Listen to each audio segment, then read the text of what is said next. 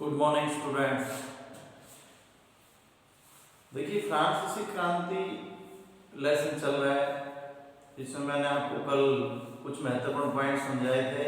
आज इसका जो पहला क्वेश्चन है उस क्वेश्चन के बारे में आपको समझाऊंगा, तो इसे कृपया अपनी फेयर नोटबुक में लिखिए और इसे याद कीजिए।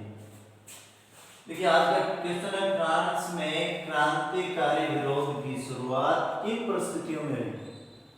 फ्रांस में यानी जो विरोध था, राजा का विरोध क्यों हुआ, क्या कारण था इसका? तो ये देखिए बेटा, इसके लिए निम्नलिखित कारण थे। पहला है सामाजिक परिस्थितियां, सामाजिक कारण, आर्थिक परिस्थितियां, फ्रांसीसी जनसंख्या, दार्शनिकों का योगदान, राजनीतिक कारण और सम्राट लुई 16वें की कमजोरियां।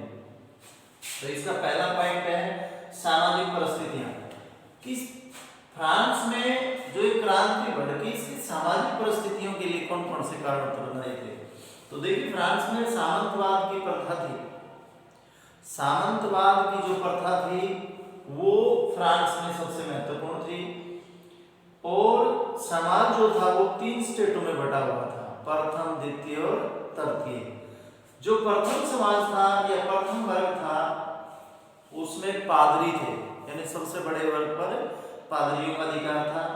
दूसरे वर्ग में कुलीन आते थे और तीसरे वर्ग में देखिए व्यवसायी, व्यापारी, अदालती कर्मचारी, वकील, किसान, कारीगर, भूमि मजदूर एवं नौकर आते थे। जो ये कर वगैरह देने का अधिकार था केवल तीसरे स्टेट के लोगों का था।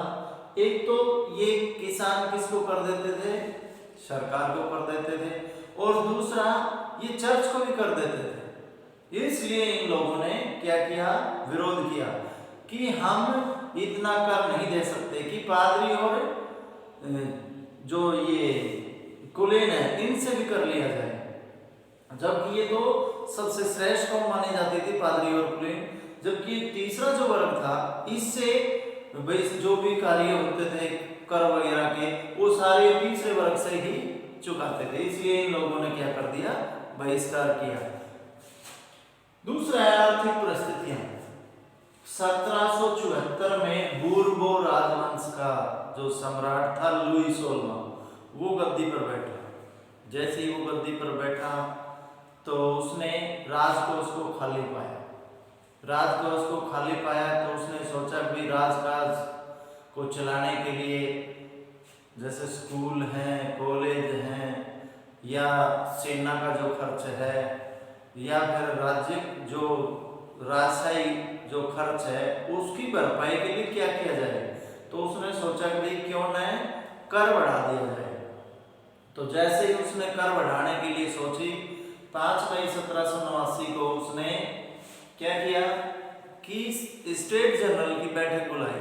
भाई तीनों स्टेट के लोग उसमें इकट्ठे हो जाएं।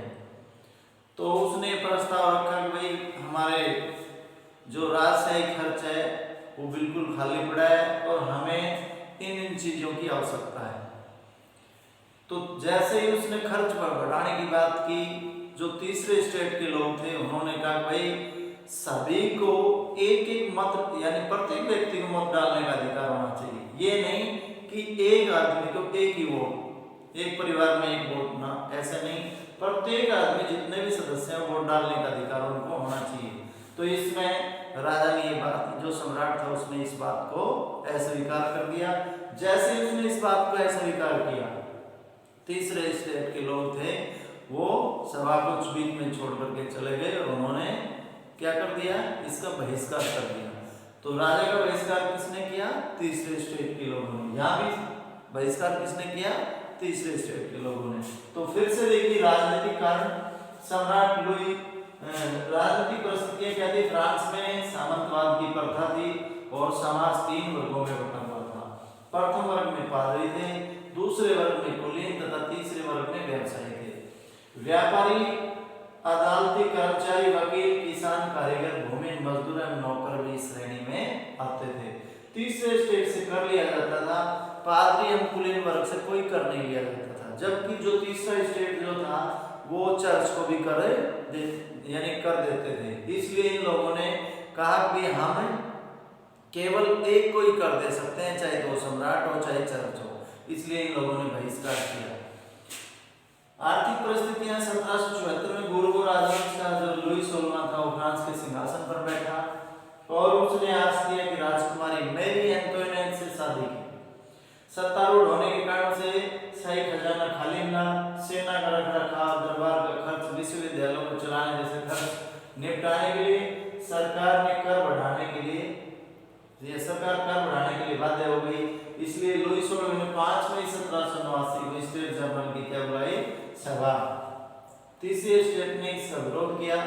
उन्होंने सुझाव रखा कि प्रत्येक सदस्य एक वोट यानी प्रत्येक व्यक्ति का एक वोट होना चाहिए। राजा ने इस अपील को ठुकरा दिया, जिससे तीसरे स्टेट के लोग नाराज हो गए और सदन छोड़ करके बीच में चले गए। तो स्टूडेंट आज के लिए 2 ही पॉइंट है, इन्हें अच्छे तरीके से याद कीजिए और अपने फेयर नोट